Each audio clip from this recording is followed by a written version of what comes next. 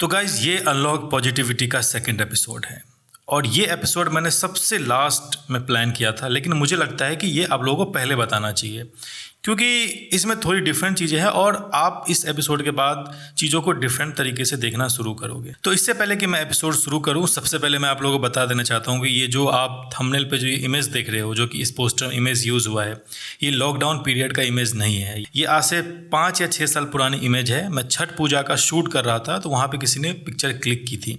वहाँ पर धूल बहुत ज़्यादा था, इसलिए मैंने रुमाल अपने फेस से बांध लिया था। तो ऐसा लग रहा है कि जैसे लॉकडाउन से रिलेट कर रहा है, जबकि ऐसा नहीं है, बहुत पुरानी पिक्चर है। ठीक है, इस पॉडकास्ट में मैं कुछ ऐसी चीज़ बताने वाला हूँ जिसमें आपका दिमाग ना बिल्कुल अलग तरीके से खुल जाएगा और आप चीज़ों को डिफरेंट टाइप से देखोगे कि हाँ, क्लाइंट कैसे लाना चाहिए या कैसे क्या करना चाहिए। ठीक, तो आप बस तैयार हो जाओ कि आज आप कुछ ऐसा चीज़ सीखने वाले हो जो कि रियल लाइफ में तो बहुत अच्छे तरीके से वर्क करता ही करता है, बट इसमें आपको मज़ा भी आता है ना। ये टोटली एक हंट की तरह, एक शिकार की तरह है कि आप चीज़ों को कैसे पहले उस पर एम लगाते हो, फिर उसका आप शिकार करते हो। सेम वैसी है, बट ये स्वीट हंट है ना। ये कोई वायलेंस वाली चीज़ नहीं है। मतलब हंट की बात कर रहा हूँ तो ऐसा नहीं कि आप वायलेंस वाला चीज़ नहीं, ऐसा नहीं है। एक स्वीट हंट है जो कि हर किसी को इस टाइप की चीज़ें करने आना चाहिए।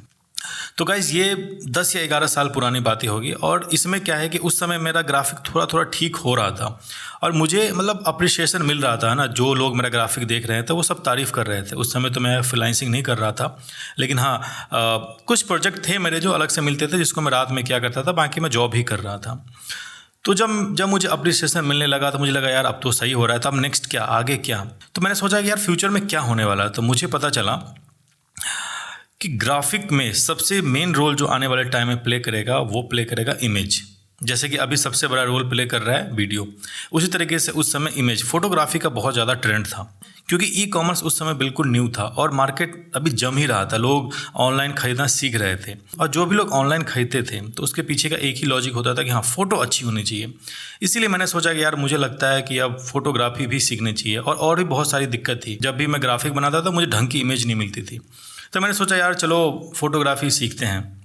और उस समय गाइज मेरे पास इतना पैसा भी नहीं था कि मैं बहुत ज़्यादा इन्वेस्ट कर सकूं, लेकिन फिर भी मैंने सबसे बेसिक कैमरा लेने का प्लान बनाया जो था कैनन 1100D।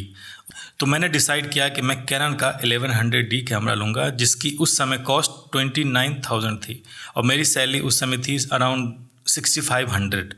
और गाइज उस सैलरी में से अराउंड 5,000 में घर में ही दे देता था। 1500-1600 रुपये इधर उधर के खर्च में मैं यूज़ करता था। ठीक है, तो मैंने सोचा क्यों ना इससे मैं एक कैमरा इसका लिया जाए और एक्सपेरिमेंट किया जाए, है ना। तो मैंने सोचा ठीक है, कुछ पैसे थे मेरे पास, अराउंड 3-4 हज़ार रुपये मेरे पास थे, बाकी सैलरी आने वाली थी। तो मैंने सोचा चलो सैलरी से ले लेते हैं। तो उसमें उसको लेके मेरे घर में भी बहुत बड़ा इशू हुआ था कि यार इस महीने फिर पैसे नहीं आए, फिर कैसे क्या। वो उन दिनों की बात है जब वही स्ट्रगल वाले दिन आप बोल सकते हो, वो चल रहा था। तो मैंने कुछ पैसे सैलरी से, कुछ पैसे वहाँ से और कुछ पैसे उसी कंपनी के ओनर से मैंने लिया कि आप मेरी सैलरी में से धीरे धीरे कट कर लेना, काट लेना। ठीक है, 1,000-2,000 करके आप काट लेना। आई थिंक अगर वो मेरा पॉडकास्ट सुन रहे होगे तो उनको अच्छी तरीके से पता होगा कि उस समय जो हेल्प की थी वो सारा गेम ही बदल दिया। अगर वो हेल्प नहीं करते, वो कंपनी और वो ओनर जो कंपनी के बॉस थे, वो अगर हेल्प नहीं करते तो आज फिर वही उसी चीज़ों में आज वहीं रह जाता मैं। इसलिए मैं बोलता हूँ यार आप भी हेल्प करो, सबकी हेल्प करो। आपकी एक हेल्प करने से किसी की लाइफ बदल सकती है, ये मेरे से बेटर तरीके से कोई नहीं जान सकता। ठीक है, तो उन्होंने बोला ठीक है, कोई दिक्कत नहीं है, मैं जितने भी पैसे की ज़रूरत है मैं उसका सारा दे देता हूँ, तुम अकाउंटेंट को बोल देना, तुम्हारी सैलरी में से वो चीज़ें कट हो जाएंगी। ठीक है, अब मैंने कैमरा तो ले लिया, अब इसका मैं करूँ क्या। ठीक है, अब इसका तो कोई लॉजिक नहीं बन रहा ना। अब मैं करूँ क्या। अब इतना ज़्यादा इन्वेस्ट कर दिया, उस समय बहुत बड़ी बात थी ये इन्वेस्टमेंट, मेरे लिए सबसे बड़ी इन्वेस्टमेंट थी। ठीक है, अब मैं करूँ क्या, मेरे पास तो कोई क्लाइंट ही नहीं था, कुछ था ही नहीं, मतलब कुछ करने को नहीं था, मैं क्या करूँ।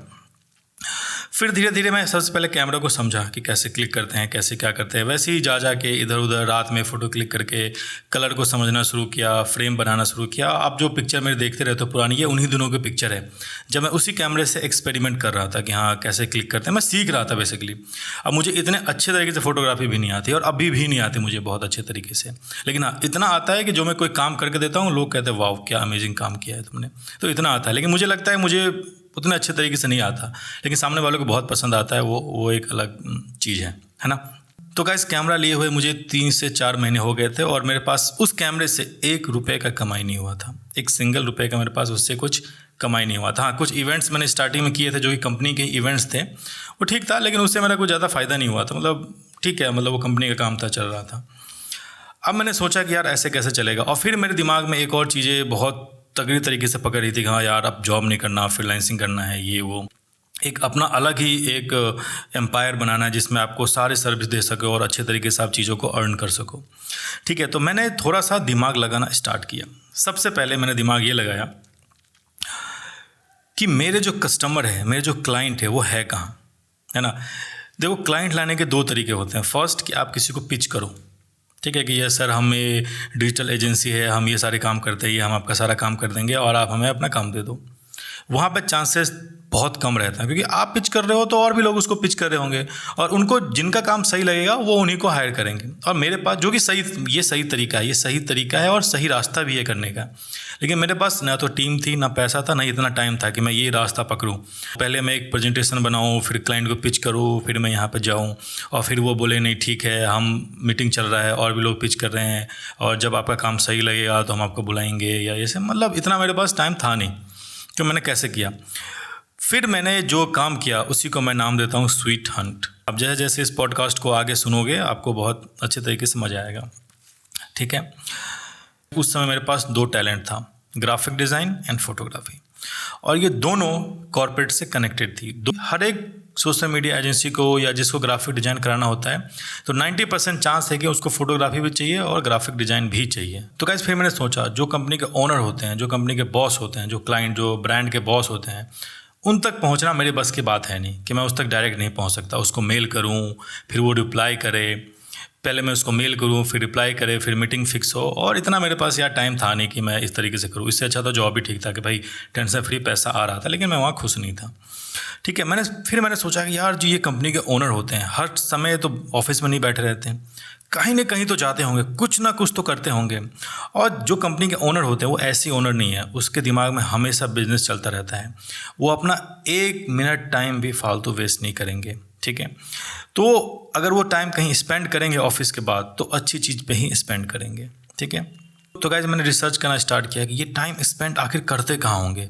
उसमें से कुछ लोग जो होते थे वो शाम को किसी इवेंट्स में जाते थे, लाइक स्टार्टअप मीटिंग जो आजकल चल रहा वैसा होता था, बिजनेस मीटिंग होती थी, बहुत सारी चीज़ें वहाँ पे हुआ करती थी। तो गाइस कहीं पे ये लोग चीफ गेस्ट बन के जाते थे, कहीं पे गेस्ट स्पीकर बन के जाते थे, कहीं पे ये लोग कुछ सुनने के लिए जाते थे, या कहीं पे कोई म्यूज़िकल शो होता था वहाँ जाते थे, कहीं कोई म्यूज़िकल शो होता था वहाँ जाते थे, या कोई कॉर्पोरेट इवेंट्स होता था वहाँ जाते थे। अब आप लोग सोच रहे होंगे कि मुझे पता कैसे चला कि ये लोग कहाँ इवेंट्स में जाते हैं।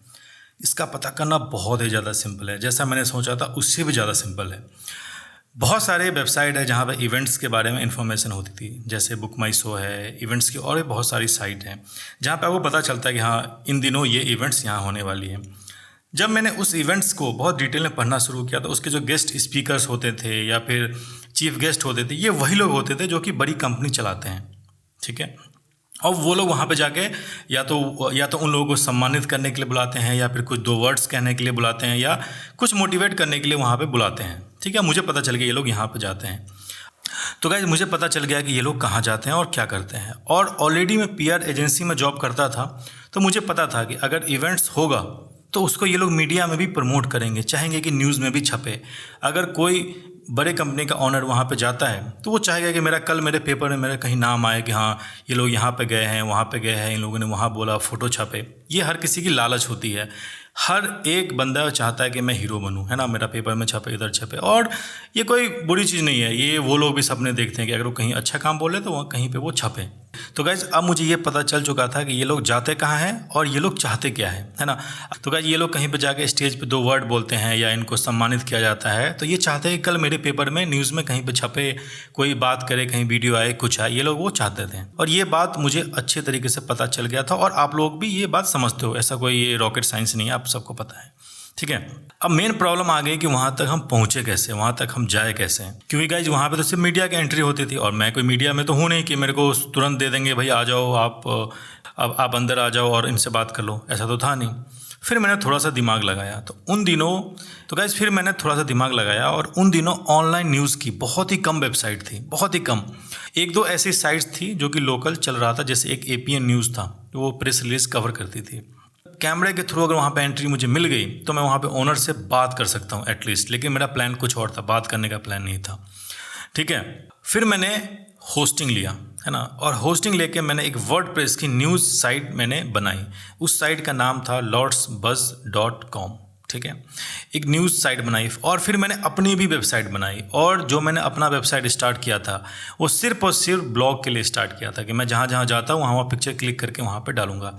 यही वो टाइम था जब मैंने अपना ब्लॉग स्टार्ट किया था। तो गाइज़ मैंने एक यहाँ पे अपनी वेबसाइट स्टार्ट की और मैंने एक न्यूज़ की एक ऐसी ब्लॉग साइट पे एक थीम लेके, वर्डप्रेस का थीम लेके मैंने एक न्यूज़ की साइट बना दी जिसका नाम था lordsbuzz.com। ठीक, अब मैंने वहाँ पे जो इवेंट्स होते थे वहाँ पे कॉन्टैक्ट का पेज भी होता था, तो मैं उसको फ़ोन करता था या लिख के बोलता था कि देखो मेरी एक न्यूज़ की साइट है, ऑनलाइन न्यूज़ की साइट है और मैं इस इवेंट में आना चाहता हूँ और इस इवेंट को कवर करना चाहता हूँ। तो गाइज उन लोगों के लिए तो अच्छा ही था कि भाई जितनी जगह न्यूज़ छपे अच्छी बात है। पेपर में तो गाइज वो लोग करवा ही देते थे, लेकिन ऑनलाइन बहुत ही कम ऑप्शन थे, उसमें से मेरा भी एक ऑप्शन था, नया नया ऑप्शन आया था, उन लोगों को धीरे धीरे पता चलना स्टार्ट हो गया। तो गाइज उन लोगों के थ्रू मेरे पास स्पेशल इनवाइट्स आते थे कि हाँ आप आ जाइए इस इवेंट में, आप यहाँ पे आ जाओ। ठीक, तो गाइज फिर मैं वहाँ पे इवेंट्स में जाने लग गया और चीज़ों को समझने लग गया। 3-4 इवेंट्स ऐसे किया, वहाँ पे मैंने कोई काम नहीं किया, बस मैंने स्टार्टिंग से एंड तक पूरी चीज़ देखी और फिर वहाँ पे चला आता, 1-2 पिक्चर क्लिक करके मैं चला आता था। ठीक, मैंने ज़्यादा कुछ कहीं पर कुछ करता नहीं था। तो गाइज फिर मैंने सोचना स्टार्ट किया कि ये जो ब्रांड्स है इसका काम ऑलरेडी कोई ना कोई कर रहा है, तो ये मुझे अपना काम क्यों देगा, है ना, ये अपना काम मुझे क्यों देगा। ये ऑलरेडी फेमस भी है, इनकी न्यूज़ भी छप रहा है, इनके फ़ोटो भी क्लिक हो रही है, इनके ब्रांड में भी अच्छी एजेंसी काम कर रही है, सब कुछ तो अच्छा ही हो रहा है, तो ये मुझे काम क्यों देगा, जाहिर सी बात है क्यों देगा। ओके, तो गाइस ऐसा तो नहीं कि मेरे कहने पे वो अपनी एजेंसी बदल देगा, ऐसा बिल्कुल नहीं है। एक एजेंसी छोड़ के एक फ्रीलांसर बंदे को काम क्यों देगा कोई। उस समय फ्रीलांसिंग का इतना ज़्यादा क्रेज़ था भी नहीं, अभी हो रहा है, उस समय इतना ज़्यादा नहीं था। तो फिर यहाँ पे प्रॉब्लम फंस गई यार, अब तो यहाँ तक पहुँच भी गए, हमारे सामने वो बंदा बैठा हुआ जिससे मैं मिलने की कोशिश करता था आज मेरे सामने है, लेकिन अब मैं उससे बात करूँ तो करूँ क्या, मेरे पास कोई ऑप्शन नहीं है, मैं क्या करूँ उससे बात, है ना। अब कैसे जाकर बोलोगे यार अपना काम दे दो आप मुझे, है ना, ऐसा तो कोई पॉसिबल है नहीं ना। फिर मैंने प्लान किया कि यार ऐसे ये पॉसिबल नहीं है। फिर अब जो मैंने यहाँ पे किया वो थोड़ा इंटरेस्टिंग था। इस दुनिया में एक चीज़ बहुत कॉमन है, हर एक बंदे का एक फॉलोअर होता है और एक कॉम्पिटिटर होता है। अगर कोई बंदा टॉप पे पहुँच गया है तो उसके तरह टॉप पे पहुँचने के लिए बहुत सारे लोग प्रैक्टिस कर रहे होते हैं या बनना चाहते हैं, और कुछ लोग बहुत हद तक कोशिश कर रहे होते हैं लेकिन वो बन नहीं पाते हैं। कि अगर कोई बंदा टॉप पे है तो जो उसके आसपास वाले लोग भी, जो उसके कॉम्पिटिटर है या फिर जो उसके जैसा बनना चाहते हैं, वो भी चाहेंगे कि हाँ मैं एक दिन यहाँ पे जाऊँ और इतने अच्छे लेवल पे जाऊँ और अच्छे तरीके से करूँ। फिर मैं उस इवेंट्स के प्रोसेस को समझना स्टार्ट किया कि ये इवेंट्स होता क्यों है ना, कैसे होता है, कौन लोग आते हैं, कहाँ आते हैं, कैसे आते हैं। और आप लोग जब भी समझोगे तो बहुत ईजी है। वहाँ पे 3 या 4 कंपनी को इनवाइट किया जाता है और गाइस उस इवेंट में एक हीरो होता है जिसको चीफ गेस्ट बोलते हैं, और बाकी सारे लोग भी होते हैं लेकिन वो इतने ज़्यादा वो नहीं होते, मतलब इतने ज़्यादा पॉपुलर नहीं होते या इतना ज़्यादा वैल्यू नहीं ऐड करते कि वो उसको उस लेवल पे बनाया जाए, या वो अभी उस प्रोसेस में होते हैं कि हाँ वो कभी उस लेवल पे पहुँचेंगे। कि एक वहाँ पे हीरो होता है और बाकी सारे लोग उसके जैसा बनेंगे आने वाले टाइम में, बने नहीं है बनेंगे, लेकिन उनके दिमाग को अगर आप रीड करोगे ना, वो चाहते हैं कि यार मैं क्यों नहीं हूँ उसकी जगह पे, है ना। उसकी फ़ोटो खींच रही है, मीडिया में कवरेज आ रहा है, अपने बिजनेस को प्रमोट कर रहा है, फॉलोअर्स बढ़ रहे हैं, लोग रिस्पेक्ट दे रहे हैं, हम इससे कम थोड़ी ना है, लेकिन हमारा क्यों नहीं हो रहा है। जब तक हमारा होगा वो सोचते हैं हाँ धीरे धीरे हमारा भी हो जाएगा, लेकिन उसका माइंड सेट होता है ना वो डिफरेंट होता है, वो चाहते हैं हमारा अभी हो जाए। ठीक है, मैंने उसी माइंड सेट को कैप्चर करना स्टार्ट किया कि यार इस चीज़ को मैं अच्छे तरीके से फ़ायदा उठा सकता हूँ। ठीक, फिर मैंने एक प्लान बनाया। अब मैं उस इवेंट में जाता तो था, लेकिन मैं यहाँ पे सबसे मेन जो बंदा था उसकी फ़ोटो ही क्लिक नहीं करता था। जो उसके आसपास वाले बंदे थे जिस पे मीडिया लोग ध्यान ही नहीं देते थे, मैं उसको टारगेट करना स्टार्ट किया। सबसे पहले उसके बारे में रिसर्च करता था, ये बंदा है कौन, कौन सी कंपनी चलाता है, कितना बजट है, क्या ये हमें हायर कर सकता है, इसकी प्रॉब्लम क्या है, इसकी दिक्कत क्या है, इसका फेसबुक पे कैसा काम हो रहा है, इसका ग्राफिक डिज़ाइन का काम कैसा हो रहा है, इसकी वेबसाइट बनी है कि नहीं बनी है, क्या चीज़ें चाहिए, ये बंदा ज़िंदगी में चाहता है क्या है, इसका टर्नओवर कितना है। हर चीज़ मुझे को ऑनलाइन मिल जाता था, इतना कोई बड़ी बात नहीं है, वो पता चल जाती है, कंपनी देख के पता चल जाता है। ज़्यादा एम्प्लॉय होंगे तो ज़्यादा अच्छा टर्नओवर बराबर होगा, बहुत सारे ऐसे लॉजिक थे जो उसमें फिट हो रहे थे। उसके बाद मैंने अपने वेबसाइट को, मैंने अपने rajiv.in को कम्प्लीटली ब्लॉग में बदल दिया था। अभी वो पोर्टफोलियो दिखा रहा है, लेकिन इससे पहले वो ब्लॉग था, तो मैंने उसको पूरा ब्लॉग में बदल दिया। ठीक, तो अब मैं इवेंट्स में जाने से पहले एक टारगेट सेट करता था कि हाँ, ये बंदा मेरा आज का टारगेट है, ठीक है, और मुझे इसको इम्प्रेस करना है। और इम्प्रेस बात करके नहीं करना, बिना बात किए इसको इम्प्रेस करना है कि मैं इसके पास नहीं जाऊँ, ये मेरे पास आए कि मुझे आपसे काम करवाना है। मैं अगर इसके पास जाऊँ तो चीज़ें वहीं पे ख़राब होगी, है ना, फिर तो बात वहीं घूम फिर के आ गई कि हाँ, कोई बंदा मिल गया और आप उसको बोलो कि हाँ, आप मुझे अपना काम दे दो। लेकिन मैं ऐसा चाहता ही नहीं था। मैं चाहता था कि सामने वाला बंदा मुझे ढूंढते हुए आए और बोले कि मेरा काम आप करोगे, आज से जितना भी क्वेश्चन लगेगा आप करोगे, है ना। पैसे की बात हम इधर उधर कर लेंगे, थोड़ा कम थोड़ा ज़्यादा, ये चलता है। लेकिन मैं चाहता था कि सामने वाला बंदा मुझे अप्रोच करे, मैं ना अप्रोच करूँ। अगर मैंने अप्रोच किया ना तो चीज़ें फिर वहीं पे फिर से ख़राब हो जाएगी, फिर मैं उसके टर्म्स पे काम करना स्टार्ट करूँगा। लेकिन मैं चाहता था कि वो मेरे टर्म्स पे काम करना स्टार्ट करे। तो गाइस, सबसे पहला जो मेरा सक्सेस था वो मैं आपको बता रहा हूँ। कमानी ऑडिटोरियम दिल्ली, वहाँ पे एक इवेंट हो रहा था, एक नाटक हो रहा था वहाँ पे, है ना, और स्टेज पे नाटक हो रहा था। वहाँ पे बहुत सारे लोग आए हुए थे, है ना।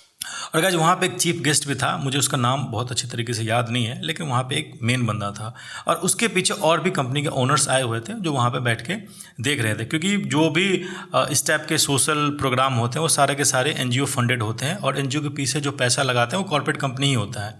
और जब कंपनी पैसा लगाएगी वो चाहेगा कि मेरा कुछ ना कुछ फ़ायदा हो, तो वहाँ पर उसके बदले उन लोगों को ब्रांडिंग मिलता है कि उसका लोगो होता है, फिर मीडिया में कवरेज आती है, मीडिया में उनका नाम आता है। तो वही सब थे वहाँ पर जिस कंपनी ने ज़्यादा पैसे दिए थे उसको ज़्यादा हाईलाइट किया जाता है, जो कंपनी कम पैसे देती है उसको थोड़ा सा पीछे रखा जाता है। वो जो पीछे वाले लोग थे वही मेरा टारगेट था, मैं उसी को टारगेट करना चाहता था। तो वहाँ पे मैंने एक बंदे को टारगेट किया और पूरे टाइम मैंने सिर्फ उसी की अच्छी अच्छी फोटोग्राफ्स क्लिक करी, है ना। पूरा टाइम मैं तो इवेंट देख नहीं रहा था, मैं प्ले देख नहीं रहा था, मैं पूरे टाइम उसका एक्सप्रेशन नोटिस कर रहा था कि बंदा कब हंस रहा है, कब बोल रहा है, क्या बोल रहा है, वो सारी की सारी चीज़ें मैं वहाँ पर अच्छी अच्छी फ़ोटो क्लिक कर रहा था, ठीक है। और फोटो क्लिक करने के बाद उस बंदे को भी थोड़ा बहुत बोलने का मौका मिला, स्टेज पे वो भी गया और उसको थोड़ा सा कम चांस मिला। लेकिन उस बंदे ने जो चीज़ बोला ना, मैंने उसको वहाँ पे रिकॉर्ड कर लिया, उसी कैमरे से वीडियो रिकॉर्ड कर लिया कि हाँ, इसने क्या बोला, ठीक। अब तुरंत मैं घर पे आया। अब एक बहुत ही कॉमन सी चीज़ है, अगर कोई बंदा किसी इवेंट्स में जाता है तो अगले दिन वो जरूर सर्च करेगा भाई न्यूज़ में मेरा कहाँ आया। मेन बंदा तो करता ही करता है, लेकिन जो साथ वाले होते हैं ना वो भी करते रहते हैं कि हाँ देखो मेरा कहीं फ़ोटो छपा है कि नहीं, मैं भी अपने फेसबुक पे डाल दूँ, इधर डाल दूँ, उधर डाल दूँ। वो उनको ना बहुत शौक होता है कि हाँ मेरे भी फ़ोटो कहीं पर छपें।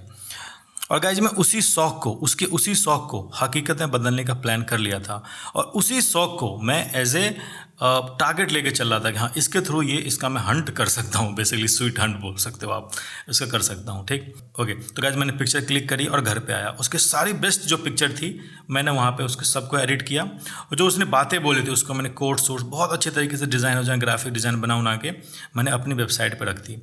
तो गाइज, मैंने अपने वेबसाइट पे ये नहीं डाला कि ये इवेंट हुआ था, वहाँ पे ये लोग आए थे, ऐसा नहीं।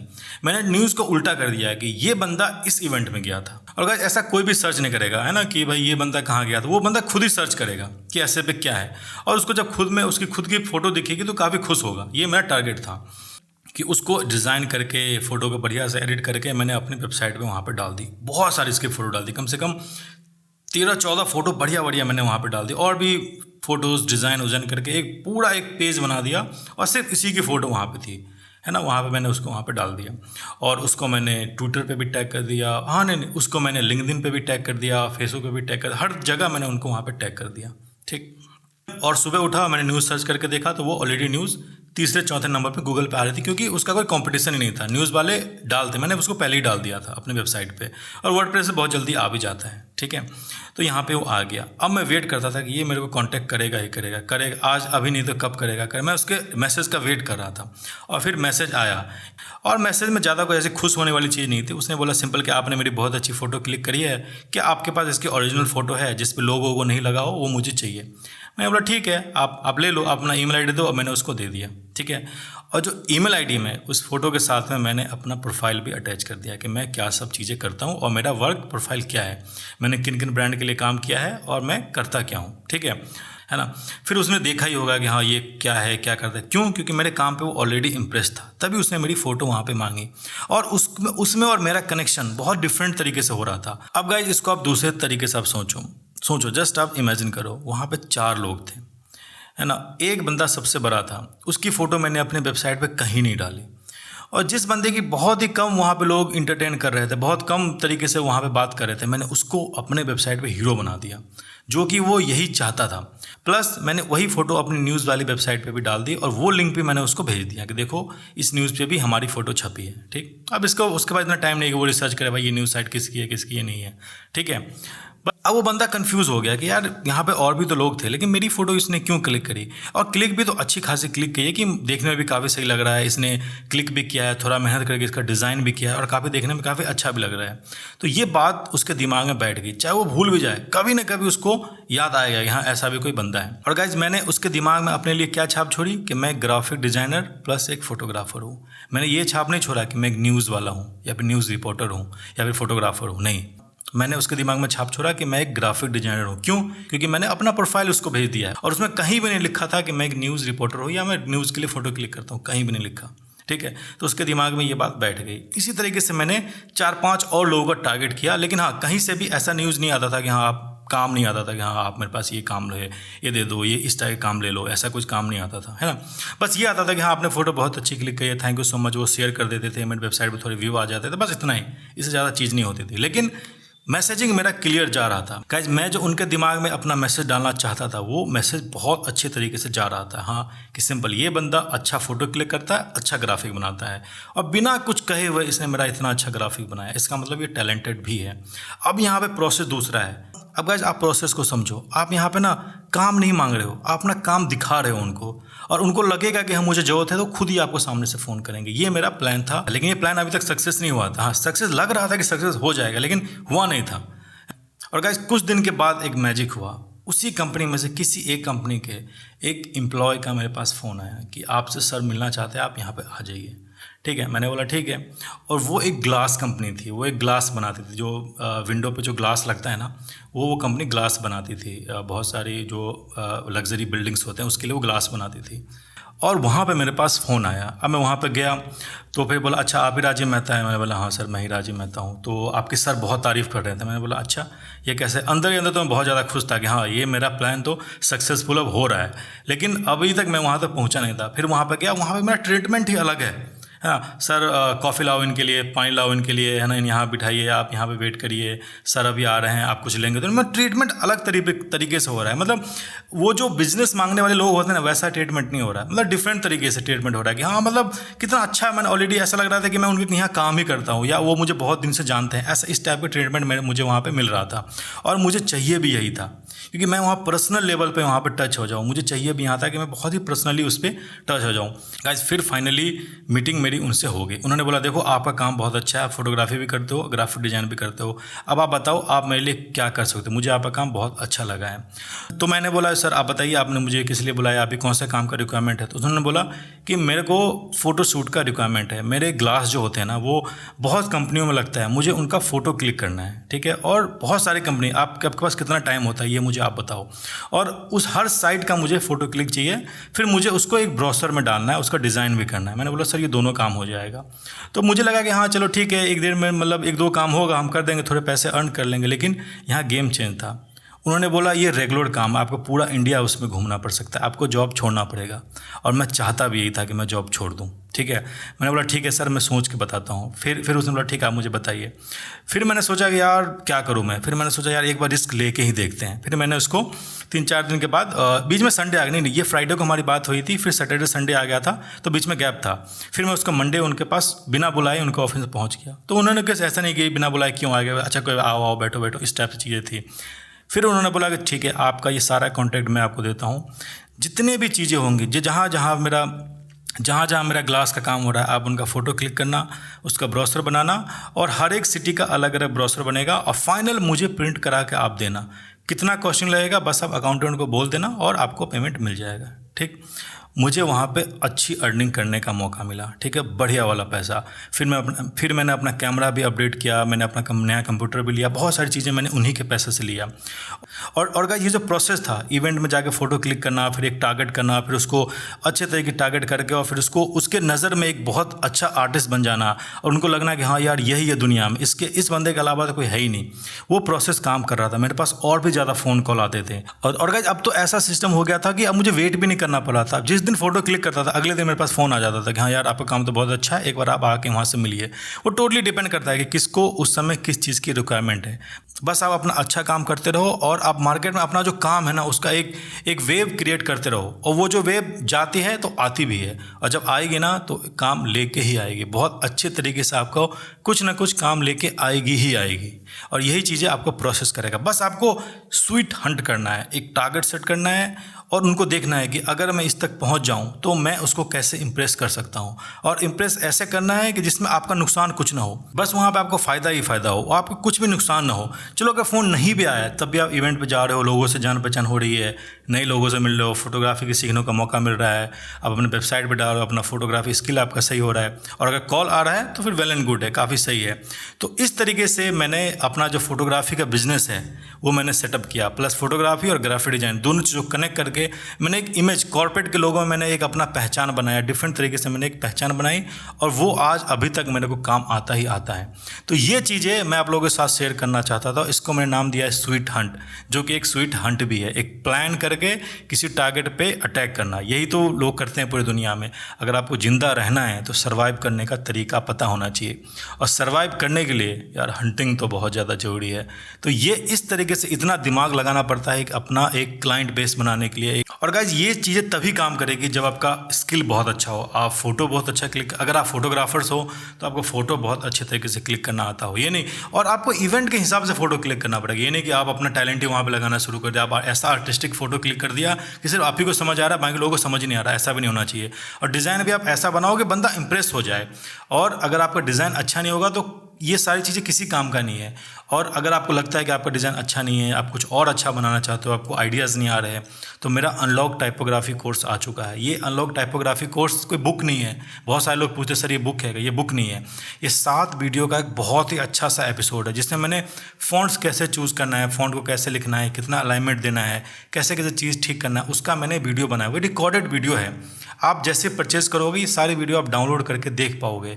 प्लस मैंने फ़ॉन्ट्स के बारे में नहीं, डिज़ाइन के बारे में बताया कि आपको अगर कुछ भी नहीं आता तो आप पहला डिज़ाइन कैसे क्रिएट करोगे, कैसे अलाइनमेंट करोगे, टाइटल कैसे लिखना है, ये सारी की सारी अमेजिंग चीज़ें मैंने इस कोर्स में बताया हुआ है, जिसका प्राइस सिर्फ 1000 रुपये है। आप ये कोर्स मेरी वेबसाइट learn.rajivmehta.in पर जाके परचेज़ कर सकते हो, या फिर इसी ऑडियो के डिस्क्रिप्शन में जो लिंक है वहाँ पे क्लिक करके भी आप इसको परचेज़ कर सकते हो। तो गाइज़ अगर आपको पॉडकास्ट का ये एपिसोड अच्छा लगा है तो कमेंट करना बिल्कुल मत भूलो यार, कमेंट करो। मैं हर कमेंट पढ़ता हूँ और मुझे भी अच्छा लगता है जब आप अच्छी चीज़ें शेयर करते हो और अच्छे कमेंट आते हैं तो अच्छा लगता है मुझे।